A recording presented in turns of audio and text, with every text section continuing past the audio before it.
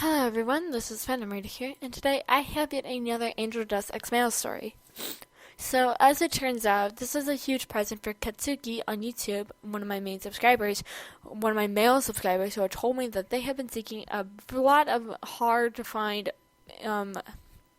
male fan fictions for males, and I decided that it would be really hard, that it would be really nice, heartfelt to give him a present for telling me this information. From what I could tell, he seems to like Angel Dust for the fact that he kind of like commented on an Angel Dust story that I made for him. And I've been making a lot of gender neutrals. Excuse me, I have really bad allergies. But I decided, why not take this whole idea of gender neutrals a step further and make a male X male?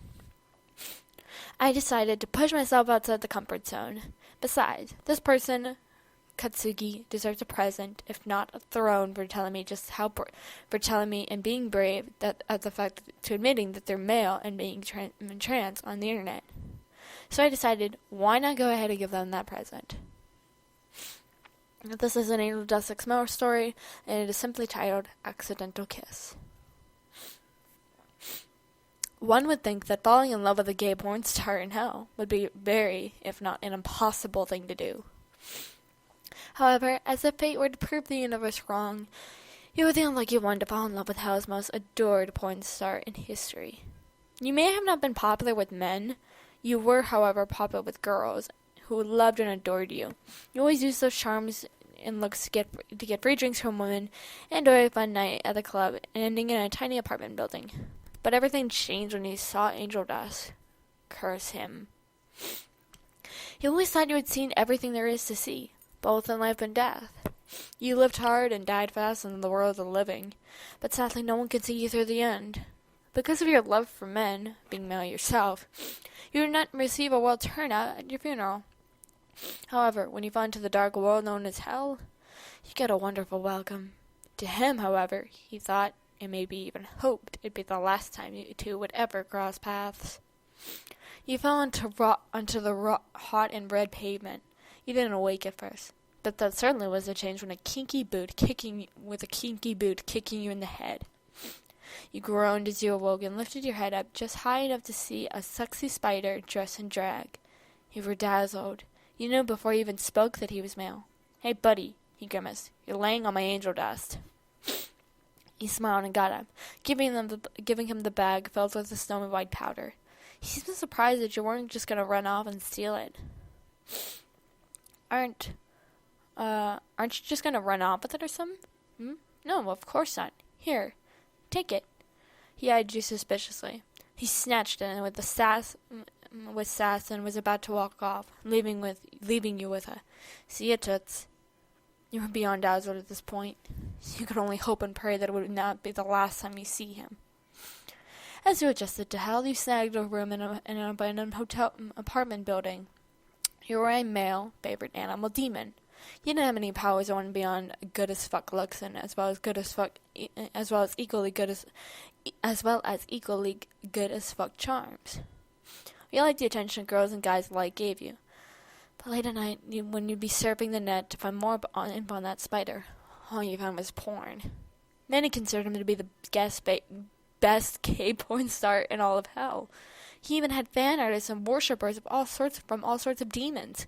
He fucked more people in his time spent here than you have in your entire life. You facepalm at the thought of falling for such a demon. But it was your worst nightmare. Actually, no, not a nightmare. It was a harsh reality. When you heard about the Happy Hotel, you didn't think much of it. However, when Charlie said the name Angel Dust, you literally shattered your glass of alcohol. Everyone stared at you as you quickly ran outside. You had to get to that hotel. You had to get to him. Goodness, look at you. You were literally obsessed with a fucking porn star. You may have banged more people than you've had more hot people than you've had hot dinners. But that spider just had a grasp on your Playboy antics, and you had to put an end to it. When you finally got to the hotel, you agreed to become a customer and to be rehabilitated. You all gathered around the bar, with you talking about your life in the land of the living. At first, Angel Dust hardly listened, but when he heard no one in your family cared to show up at the funeral, owed to your sexuality, he perked up and listened. "How'd you die?" he asked. I overdosed. I was a hardcore coke addict. I did a lot of clubs. Cause I was so popular at all those places. I got to that shit with, I got to take that shit without much of a price with it, which didn't help. He saw a look that Angel had. Not any sort of pity, but not the same disgust as when he first saw you. As you adjusted to the hotel life, you had to get used to drinking ginger ale and shit instead of alcohol, which took a toll on you. Angel just seemed to be in the same boat as you, but he still kept this eye on you. He didn't know what to make of you. It was the first meeting that stuck out to him. The fact you didn't steal his drugs when you had crash landed on them, it confused him. Angel just was always known for flirting with people, even if they didn't feel the most comfortable. So when you would see Angel flirting with literally every dude in the hotel except for you, he got rather frustrated. You noticed he made your heart literally jump whenever he'd enter the room. When he was getting scolded by Maggie, you wanted to tell her to back off of your man. You were so utterly confused by these things. Why of all people did you have to fall in love with a spider-shaped porn star? You stood in front of Charlie's room, contemplating your options. Should you do this? She could be busy. Maybe she was in the mood. You shook your head. You were standing right here. Might as well do it. You knocked on the door, suddenly hearing scrambling to get throughout the room. Charlie? You good? Yes, I'm fine. You turned the knob and twisted it. You opened it and saw Charlie and Baggy. Baggy was only wearing an oversized t-shirt and her socks. Charlie was only wearing her bra and jeans. You gave them a deer-in-the-headlights look before rolling your eyes. Alright, I'm gonna go wait outside. Let me know when y'all are done getting dressed. But next time, do this cool new thing that the kids are doing, which is called locking the damn door. You then closed it and waited. When they got done getting dressed, they let you in. Baggy gave you some hardcore death glares, but you told her once again that she should lock the door. Charlie apologized. It's fine. If I had $1 for every time someone walked in on me banging someone, I'd be richer than the royal family. The what? They questioned. Nothing. Not why I'm here. Then why are you here? Baggy questioned. I think I like Angel Dust. What? They both yelled. You cringed and shushed them desperately, but it was too late. Angel Dust walked into the room, a scowl on his face. What the fuck is with all the yelling? Maggie and Charlie looked at each other before Maggie spoke. Nothing. Your name just has something to tell you.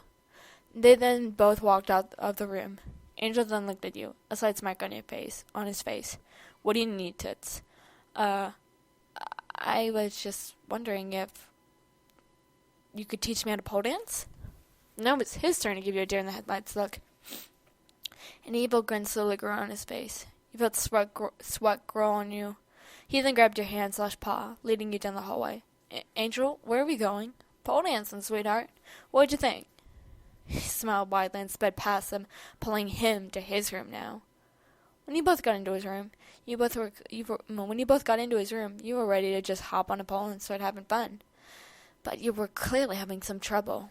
Angel Dust was giggling, and it only got louder when you fell on your back, trying to do a sexy pose on the pole. He cackled loudly.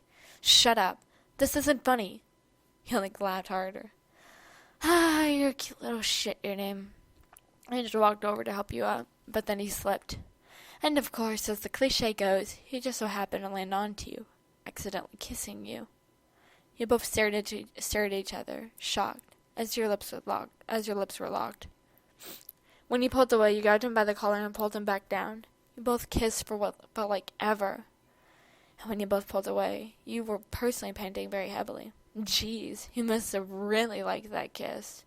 He cackled. Well, what do you expect from someone who likes you? You slipped out. He stared at you dumbfounded. You like me? You nodded, blushing. You like me? You said yes. Are you sure? Yes, Angel Dust, I like you. You semi-yelled. Well, ain't that convenient? Angel moved down and kissed you on the neck. You gasped audibly, as Angel Dust took you on the ride of your whole afterlife. The end.